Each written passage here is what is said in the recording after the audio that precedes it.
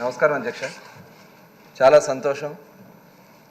16వ శాసనసభకి మరి స్పీకర్గా చంద్రబాబు నాయుడు గారు, పవన్ కళ్యాణ్ గారు, అలాగే భారతీయ జనతా పార్టీ అందరు ఎమ్మెల్యేలు కూడా మరి మీ నాయకత్వంలో ఈరోజు ఈ సభ నిర్వహణ చేసుకోవడానికి ఒక బలహీన వర్గాల వ్యక్తిగా మీరు ఈ రాష్ట్రానికి చూపించినటువంటి నాయకత్వ స్ఫూర్తిని మనస్ఫూర్తిగా మరి అభినందించుకుంటూ, మరి చింతకాల అయ్యన్న పాత్రుడు గారంటే ఒక అభిమాన పాత్రుడిగా ఈ రాష్ట్రంలో ఉన్నటువంటి ప్రతి ఒక్క తెలుగు బిడ్డ, ఒక ఆంధ్ర రాష్ట్రమే కాదు అధ్యక్ష, ఉమ్మడి మరి ఆంధ్ర రాష్ట్రంలో తెలియని వ్యక్తి ఉండరు అధ్యక్ష.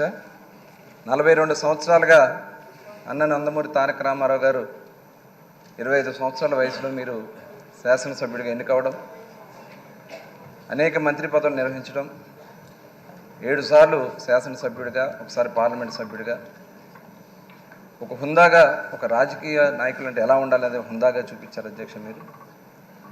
మరి అటువంటి మీకు గత 5 సంవత్సరాలు ఎన్ని ఇబ్బందులు కలిగించారో ప్రతి ఒక్కరూ కూడా బాధపడ్డారు అధ్యక్ష.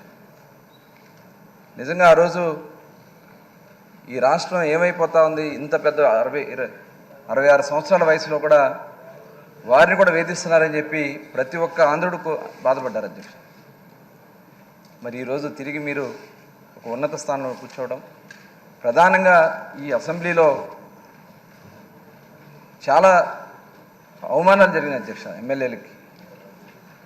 ఆ రోజున మేము చూసాం,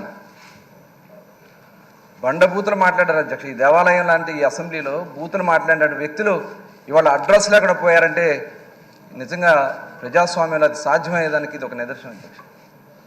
ఖచ్చితంగా ఇవాళ ఆంధ్ర రాష్ట్రం ప్రజలు కోరుకున్నారు అధ్యక్ష, ఇవాళ